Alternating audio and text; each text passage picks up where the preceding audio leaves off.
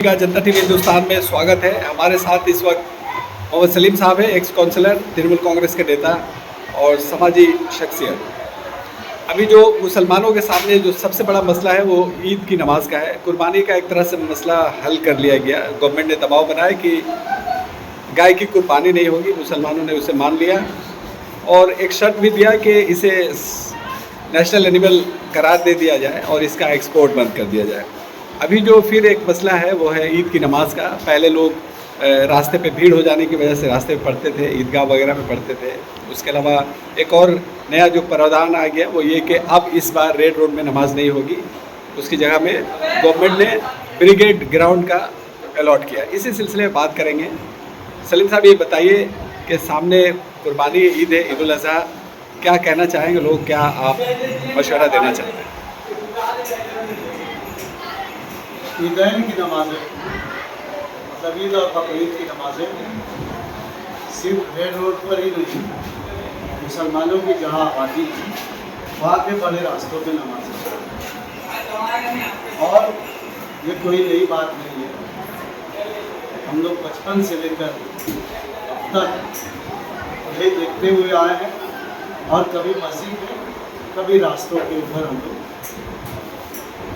ये दोराना ईदैन के मौके पर अदा करते हैं। और ये नमाज बहुत ज़्यादा आधा घंटा 45 मिनट होती है, और इस सिलसिले में पुलिस वाले पहले से सारा इंतज़ाम करके रखते हैं कि ये जो 45 मिनट आधा घंटा रास्ता बंद होगा तो उसके लिए वो लोग अल्टरनेट विकल्प जगह बंदोबस्त करके किधर से गाड़ी को डाइवर्ट करना होगा, ऐसे करके वो लोग इंतज़ाम करते हैं। और जहाँ तक नमाज की बात है, रास्ते के ऊपर ये मजहबी मामले में मुदाखलत है। हमारा मुल्क हिंदुस्तान गंगा जमनी तहसीब का एक नमूना है। आज आप कह रहे हैं कि रास्ते पे नमाज नहीं होगी, कल आप कहेंगे अक्सरियती तबका के लिए आप कल कहेंगे कि रास्ते में हम पूजा करने नहीं देंगे। तो ये तो ठीक नहीं होगा। ये दोनों तबका मिलजुल के इस सेकुलर तहजीब को हिंदुस्तान में जिंदा रखा। इसलिए ये जो नमाजें होती हैं त्यौहार के मौके पर, ईद हो या बकरीद, इस दो मौके पे अलाउ करना चाहिए ताकि हिंदू धर्म के मानने वाले लोग रास्ते में जो पूजा पाठ का इंतजाम करते हैं वो भी अपना काम कर सकते हैं। वरना ये दो कौम के बीच, दो मज़हब के मानने वाले लोगों के बीच एक तकरार पैदा करने की साजिश आज किसी को अलाउ नहीं किया गया, और कल कोई कर लेता है तो ये बदगुमानी होगी एक दूसरे फिरके के खिलाफ, और लोग रास्ते पर उतरने पे मजबूर होंगे। लिहाजा जो मजहबी त्यौहार है, मैं जुमा या रोज़ाना की नमाज के बारे में नहीं कह रहा हूँ, साल में जो दो नमाजें होती हैं, ईद की और बकरीद की, इसे रूट को हमेशा की तरह डाइवर्ट करके आधा घंटा 45 मिनट के लिए जो नमाजें हैं साल में दो, त्यौहार के मौके पे, ईद और बकरीद के मौके पे, इसे अलाउ करना चाहिए ताकि हिंदू मज़हब के मानने वाले लोग भी अपने मज़हब का काम, अपने धर्म का काम जिस तरह से रास्ते पे करते आए हैं वो करते हैं।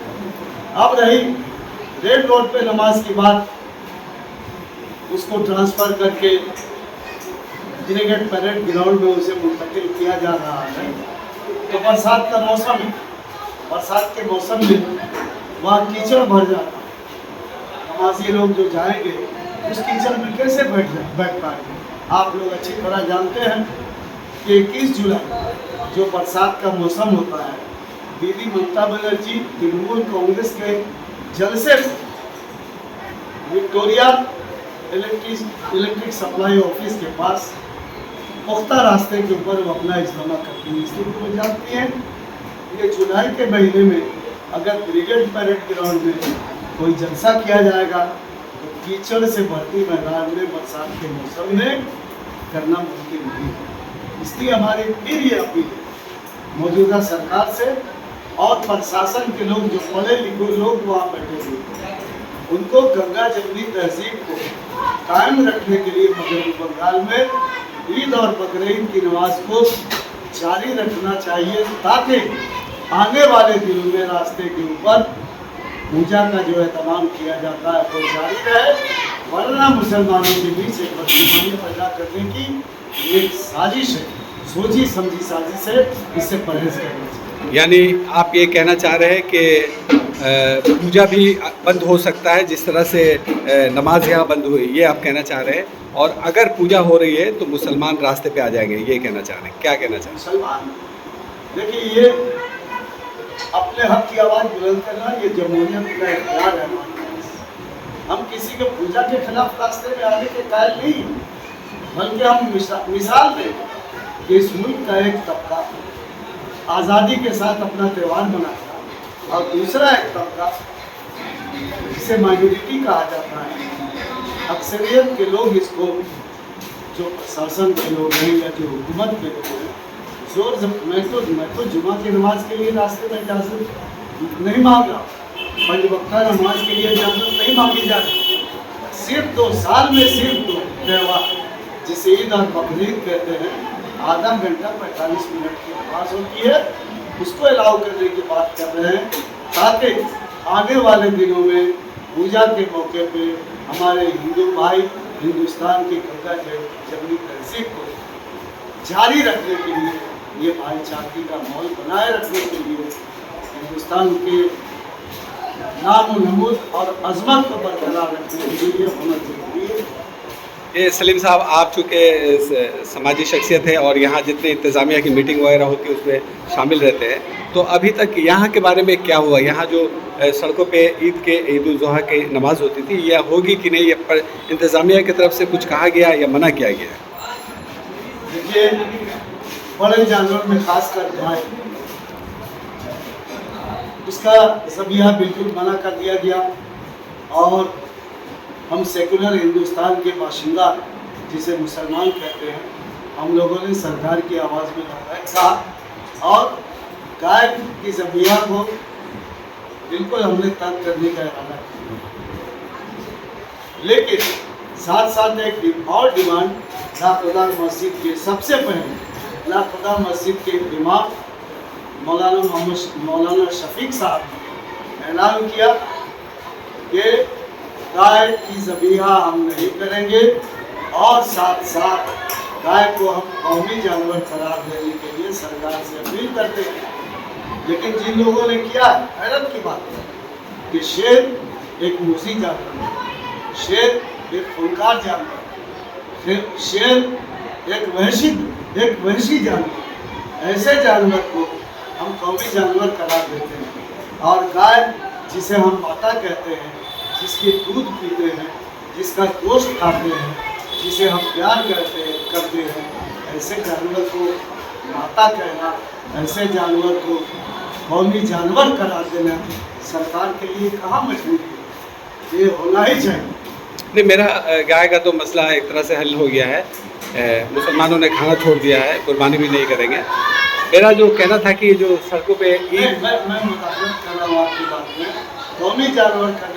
कौमी जानवर करार देने की बात जो गाय की है, उससे एक मज़हब का रिश्ता वाबस्ता है, और हम भी उस रिश्ते को कबूल करके इसलिए इसको मानने की लोगों से अपील कर रहे हैं, ताकि वहशी दरिंदा जानवर शेर को कौमी जानवर करार नहीं दिया जाए, जिसे हम लोग माता कहते हैं। हिंदू धर्म के मानने वाले लोग माता का दर्जा देते हैं।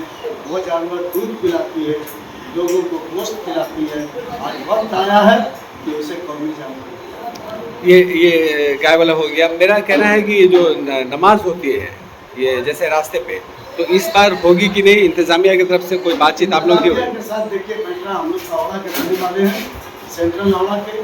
इंतजामिया की 2 मीटिंग, एक पेटना थाना में, दूसरा हावड़ा थाना में, ये मीटिंग उन्होंने सख्ती से कहा है कि थोड़े जानवर की कुर्बानी नहीं होगी, जिसे हम लोगों ने पहले से ही ऐलान कर रखा था ताकि ऐसा नहीं हो। और साथ साथ उन लोगों ने कहा कि रोड के ऊपर नमाज होगी। नहीं, रोड के ऊपर नमाज नहीं होगी। अगर आप कोई अल्टरनेट नेमुल बदल रास्ता तलाश करते हैं तो पुलिस वाले इसकी कोशिश करेंगे। जैसा उन्होंने मिसाल दिया वो परसों रोड के ऊपर नमाज हो, वो उन लोगों ने वन कंपनी से उस मैदान में नमाज पढ़ने के लिए दरख्वास्त दिया था। वन कंपनी या वो जो लोग जमीन के मालिक है उन लोगों ने इसको कबूल करके इजाज़त दे दिया। पुलिस प्रशासन भी इस बात में तैयार। इसी तरह से टिकियापाड़ा के लोगों ने हम सभी साथियों ने मिलकर ये कहा था कि वाटर रिजर्वियर जो टिकियापाड़ा में बाईपास के किनारे है उसके ऊपर नमाज पढ़ने की इजाज़त दी जाए। रास्ते में अगर नमाज नहीं होता है तो वहाँ हावड़ा थाने के प्रशासन के लोग सेंट्रल डीसी साहब ने खुले लफ्ज़ों में कहा था कि ये रिजर्वियर जिस डिपार्टमेंट के अंदर में आता है आप लोग वहाँ दरख्वास्त दीजिए। कंपनी अगर दरख्वास्त को कबूल कर लेती है तो हम लोग भी इसकी इजाज़त देंगे। आज सुनने में आया है कि इसकी तैयारी चल रही है। अब अल्लाह बेहतर जानता है कि आपका डिमांड क्या है और ये जो डिमांड आप कर रहे हैं मैंने टिकियापाड़ा के लिए? मेरा खुला डिमांड हिंदू मुस्लिम एकता के लिए, गंगा जमुनी तहजीब के लिए रास्ते पे सिर्फ साल में 2 बार नमाज, ईद और बकरीद की 40 मिनट 45 मिनट 1 घंटा जिसकी पुलिस वालों की प्रैक्टिस है कि इस नमाज के लिए रूट को कैसे डाइवर्ट करेंगे, ये पुलिस वालों का प्रैक्टिस हो चुका है। इसलिए कि कल आने वाले दिनों में सवाल उठेंगे, कुछ लोग आवाज़ उठाएंगे, सेकुलर हिंदू आवाज़ उठाएंगे, सेकुलर मुसलमान आवाज़ उठाएंगे कि हम इस हिंदुस्तान के बाशिंदा हैं, मगरबी बंगाल के रहने वाले हैं, कौमी यकजहती के लिए और गंगा जमुनी तहजीब को जिंदा रखने के लिए ईद की नमाज बकरीद की नमाज के लिए आपको आधा घंटा 45 मिनट इजाज़त देना चाहिए। जिस तरह से आने वाले दिनों में अगर ये आवाज़ उठी कि रास्ते के ऊपर जहाँ जहाँ पिंडाल लगता है हम पिंडाल नहीं लगने देंगे तो वहाँ हिंदुओं से ज़्यादा मुसलमान भाई खड़ा होकर कहेंगे कि हमारे मुल्क में हमारे इलाके में जो मजहबी काम चाहे जिस मजहब का हो हम लोग उसको करने वालों को सहारा दें।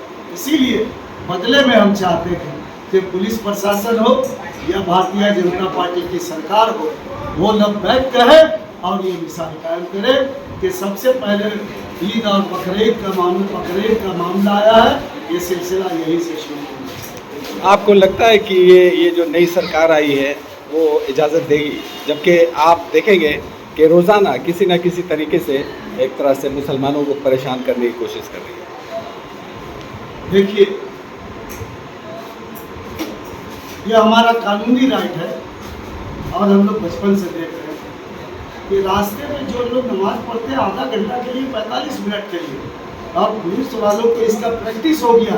तो इसके लिए आप अपील तो आपने कर दी है, ये क्या कोर्ट कचहरी में भी जाएंगे? कोर्ट में इसके लिए कोई पिटीशन वगैरह देंगे कि हमें इजाज़त दी जाए, हम लोग पढ़ते हैं? कई एक लोग इसको कर रहे हैं, हम लोग उसके और आधा 1 घंटा 45 मिनट रूट डाइवर्ट कर देने से कोई खास फर्क नहीं पड़ेगा। जबकि पूजा में तमाम रास्ते बंद कर दिए जाते हैं तो हमारे यहाँ जो परंपरा है चाहे मुसलमानों के यहाँ हो हिंदुओं के यहाँ हो ये जारी रहना चाहिए। बहुत शुक्रिया सलीम साहब हमारे साथ बातचीत करने के लिए। सलीम साहब ने साफ लफ्ज़ों में कहा कि यहाँ पर रास्ते पे ईद और ईद उल अज़हा की नमाज के लिए आधे घंटे का जो पहले से तयशुदा होता था उसे करने की इजाज़त दी जाए, और इन लोगों ने कोशिश भी शुरू कर दी है। इंतज़ामिया सतह पर बातचीत हो रही है और इसके अलावा कानूनी रास्ता भी अपनाने की कोशिश की जा रही है ताकि अदालत से भी इसकी इजाज़त मिल जाए। लेकिन ये नई सरकार आई है और आप अंदाज़ा लगा सकते हैं ये सरकार किस हद तक जा सकती है। आपका जुमा का नमाज इन लोगों ने बंद करा दिया है, अब सामने ईद है, कुर्बानी भी बंद करा दिया है, गाय ज़बिया नहीं होगा, पुराना कानून का हवाला देखें 1950 का, जबकि उसमें 12 नंबर सब सेक्शन में ये इख्तियार है कि स्टेट गवर्नमेंट जो चाहे तो परमिशन दे सकती है। बहुत शुक्रिया हमारे साथ बातचीत करने। अब देखना है कि ईद की नमाज़ टिकियापाड़ा में कहाँ होती है। बहुत शुक्रिया।